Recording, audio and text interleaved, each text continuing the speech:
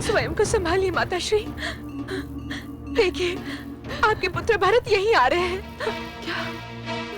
नहीं, नहीं पुत्री, उसे वहीं रोक दे। मैं उसका सामना नहीं कर पाऊंगी। उसे वहीं रोक दे, वहीं रोक दे उसे। मत आने दे, मैं उसका सामना नहीं कर पाऊंगी।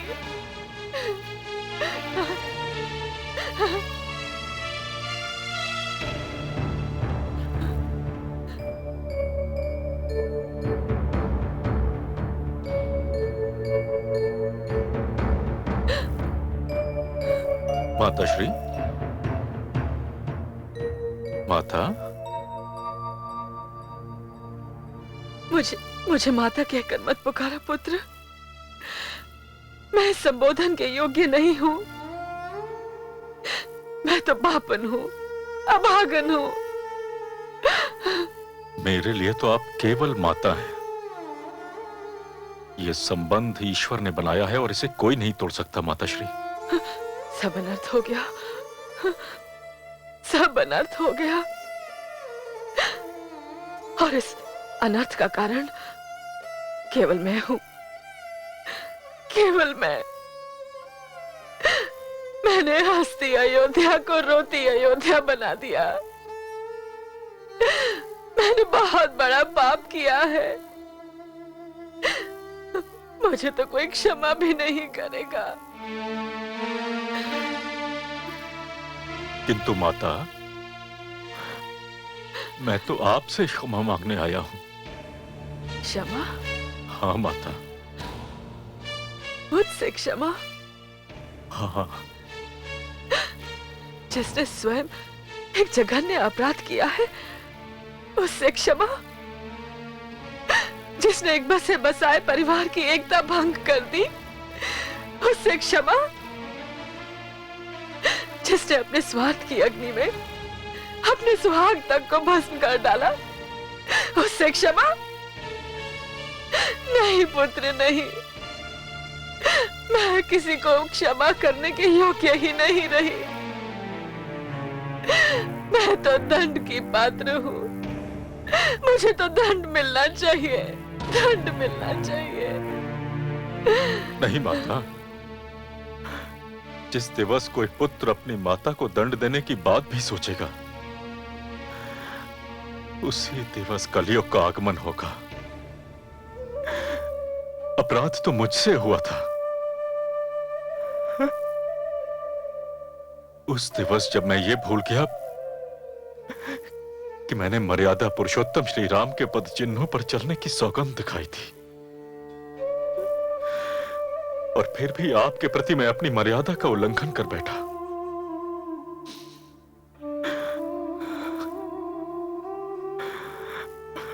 माता, माता मुझे क्षमा कर दीजिए, मुझे क्षमा कर दीजिए माता। पुत्र, पुत्र, तो ये सब मेरा मन रखने के लिए कह रहा है ना? अन्यथा मुझसे कोई क्षमा क्यों मांगे? मैंने तो पाप किया है। मैंने तो अपने उस पुत्र को वनवास भेज दिया, जो हर घड़ी माता माता कहकर मुझ पर न्योछावर होता था, जो अपनी माँ को भूलकर मेरी गोद में समा जाता था। मैंने तो उस पुत्र को, अपने राम को वन वन भटकने पर विवश कर दिया। मैंने तो पाप किया है। मैं अपने पाप का प्रायश्चित कैसे करूं? कैसे करूं? माता, माता, माता, प्रायश्चित संभव है। जो भूल हमसे हुई है उसे सुधारा जा सकता है। कैसे पुत्र, कैसे? मैं भ्राता श्री राम को ढूंढने जा रहा हूं माता। मिलने पर उनसे विनती करूंगा कि वो अयोध्या लौट चले, किंतु यह तभी संभव है जब आप भी मेरे संग चलें। वो आपकी बात कदापि नहीं टालेंगे। केवल आप ही हैं जो उन्हें अयोध्या लौटा सकती है। चलिए माता, हम अपने अयोध्या की बिगड़ी हुई स्थिति पुनः संवार लें। तो चल पुत्र चल, अभी चल। मैं अपने राम के पास जाऊंगी, उसे अपने प्यार की दुहाई दूंगी। मेरा राम जहां भी हो, मैं उस तक पहुंचना चाहती हूँ। वन, पर्वत, समुद्र, अब कोई मेरी राह नहीं रोक सकता। अब कोई मेरी राह नहीं रोक सकता।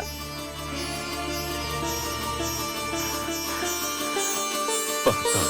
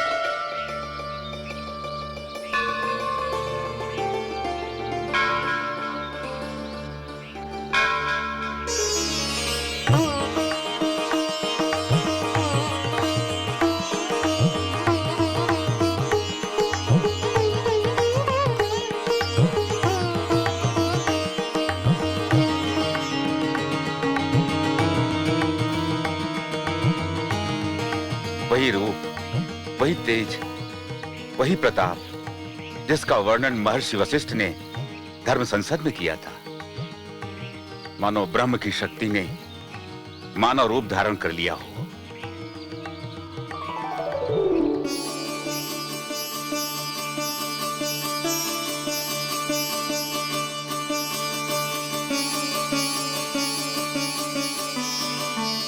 चिरंजीवी भव।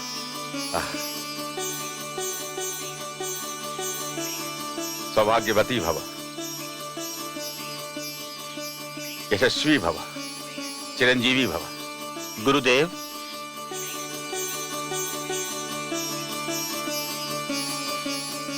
प्रणाम गुरुदेव। प्रिय शिष्यों, स्मरणीय है आज का दिन। आज हमारे आश्रम में वो पधारे हैं जिनके पावन चरण छूने से पत्थर भी नारी बन जाता है, जो इस संसार को पुरुषार्थ और मर्यादा की सीख देते हैं।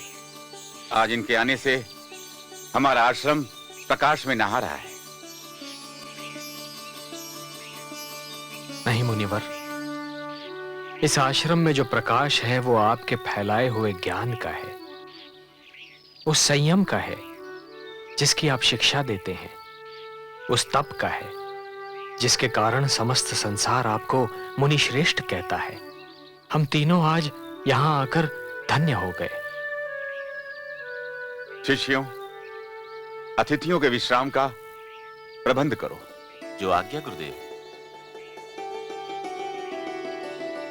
यहां से कहां जाने का निश्चय किया है? मुनिवर, यहां से हम चित्रकूट जाना चाहते हैं। पधारिए।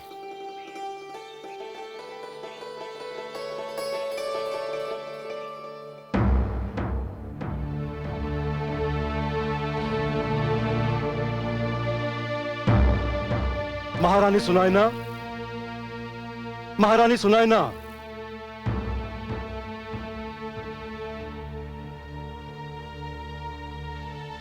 क्या हुआ महाराज? आप बहुत घबराए हुए दिखाई दे रहे हैं। महारानी, अयोध्या में इतना बड़ा अनर्थ हो गया और हमें इसकी सूचना तक नहीं मिली। क्या हुआ अयोध्या में? कौशल्या नंदन राम हमारी दुलारी को लेकर वन चले गए। वन चले गए? परंतु क्यों महाराज?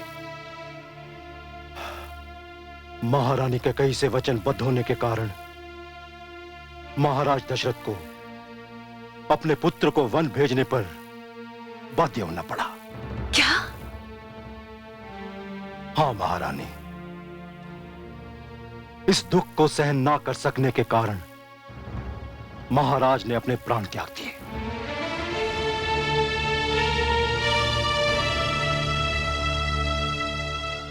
राम और पुत्री सीता वन चले गए और महाराज दशरथ स्वर्ग को। ये तो सत्य ही घोर अनर्थ हुआ अयोध्या वासियों के साथ। हाँ महारानी, यह भी सूचना मिली है कि भरत एक विशाल सेना लेकर वन की ओर प्रस्थान करने जा रहा है। भरत एक विशाल सेना लेकर निकल रहा है, परंतु क्यों महाराज? यही तो ज्ञात नहीं। इसलिए मैंने भी सेना लेकर वन की ओर प्रस्थान करने का निर्णय लिया है। मैं किसी भी मूल्य पर अपने पुत्र राम और सीता की रक्षा करूंगा। महाराज, जहां तक मेरा अनुमान है, पुत्र भरत राम को संसार में सबसे अधिक प्यार करता है। वो किसी भी स्थिति में अपने भाई के विरुद्ध कुछ करने की सोच भी नहीं सकता। जो महारानी कैकेयी ने किया, उसकी भी कोई कल्पना नहीं कर सकता था। किसका भरोसा किया जाए? किंतु मुझे अपने जमाता की रक्षा का प्रबंध तो करना ही पड़ेगा। यदि भरत के मन में कोई खोट नहीं, तो महारानी, मैं आपको वचन देता हूं कि मेरी सेना भरत पर कदापि आक्रमण नहीं करेगी। किंतु जाना तो मुझे हर अवस्था में पड़ेगा।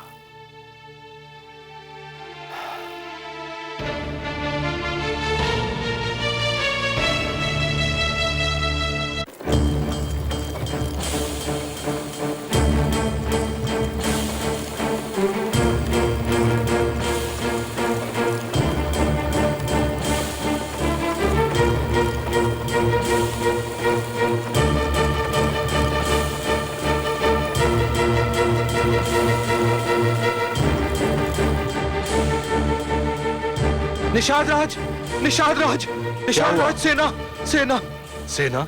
अयोध्या के युवराज भरत एक भारी सेना लेकर इस ओर चले आ रहे हैं। मैंने अपनी आंखों से देखा है। अच्छा, समझ गया मैं। हो न हो, वो अपनी गद्दी को किसी भी संकट से बचाने के लिए हमारे प्रभु श्री राम के पीछे जा रहे हैं। निषाद वीरों, यदि तुम्हें अब भी यह ज्ञात ना हुआ हो, तो मैं तुम्हें बताता हूं कि ईश्वर ने हमें प्राण क्यों दिए हैं। सब ध्यान से सुनो। ये प्राण हमें इसलिए मिले हैं कि हम इन्हें अपने श्री राम पर निछावर कर दें। प्रभु श्री राम की, प्रभु श्री राम की, प्रभु श्री राम की। यदि अयोध्या के युवराज ये समझते हैं कि हमारे होते हुए वे हमारे प्रभु श्री राम तक पहुंच जाएंगे, तो ये उनकी भूल है। हम निषाद वीर उनके और अपने प्रभु राम के बीच रक्त का ऐसा समुद्र बना देंगे जिसमें उनकी सेना डूब तो सकती है, किंतु पार नहीं कर सकती। प्रभु श्री राम की, प्रभु श्री राम की। परंतु सबसे पहले यह जानना आवश्यक है कि युवराज भरत के मन में क्या है। मैं स्वयं उनसे जाकर मिलता हूं और पता लगाने का प्रयत्न करता हूं।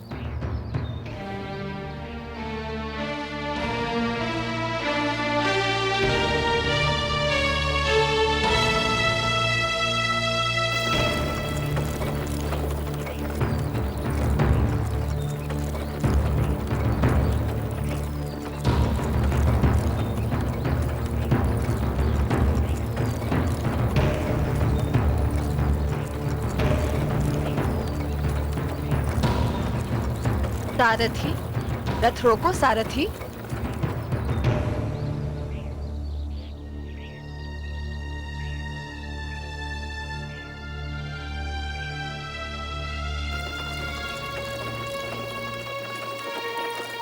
रुको सारथी।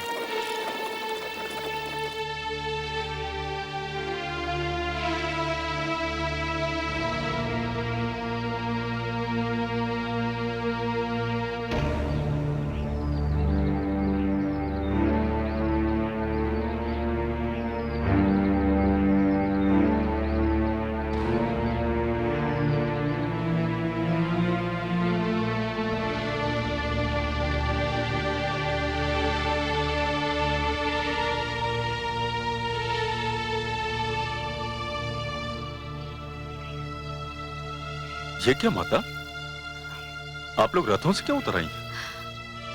हम कब तक देखते रहते कि हमारा पुत्र तप्त राहों पर चले और हम चैन से रथ पर यात्रा करें?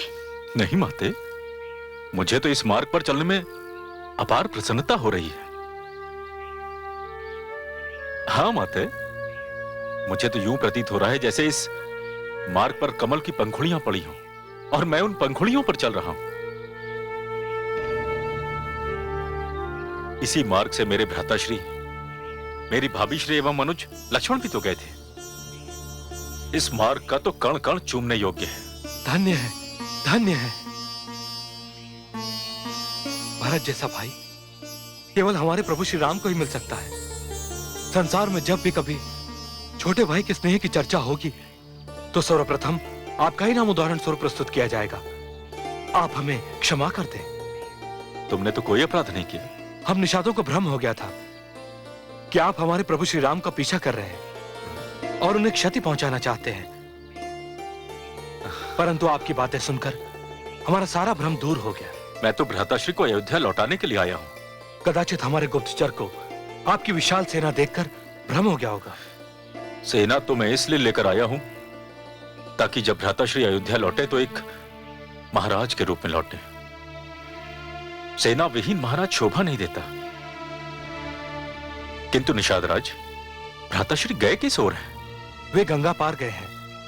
उन्हें गंगा पार कराने का सौभाग्य मुझे ही प्राप्त हुआ है। किंतु आप हमारी कुटिया में चले, वहीं पर हमारे प्रभु श्री राम ने विश्राम भी किया था। क्या भ्राताश्री आपकी कुटिया में गए थे? तब तो मैं वहां अवश्य चलूंगा। चलिए निषादराज। चलिए आइए।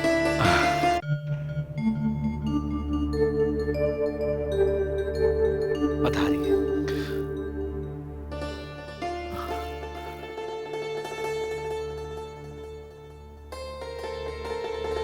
इसी शैया पर हमारे प्रभु श्री राम ने विश्राम किया था। जय श्री राम राम राम, जय श्री राम राम राम, जय श्री राम राम राम, मोरे राम भाग्य। राम राम। पिताश्री के राज दुलारे और मेरे पूज्य भ्राताश्री को इन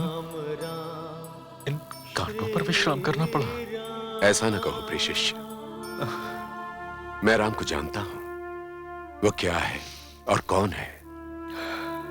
उसने इस कांटों की शैया पर भी विश्राम किया होगा तो ये कांटे भी फूल बनकर मुस्कुरा दिए होंगे। धन्य है ये शैया जिसे मर्यादा पुरुषोत्तम की शरीर छूने का सौभाग्य प्राप्त हुआ। निषाद राज, आप ये बताइए कि भ्राताश्री यहां से कहां गए होंगे? उन्होंने मुझसे कहा था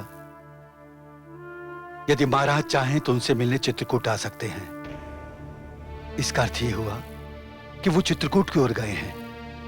अब जिधर भी जाना हो कल ही जा सकते हैं। तब तक आप लोग यहीं विश्राम कीजिए।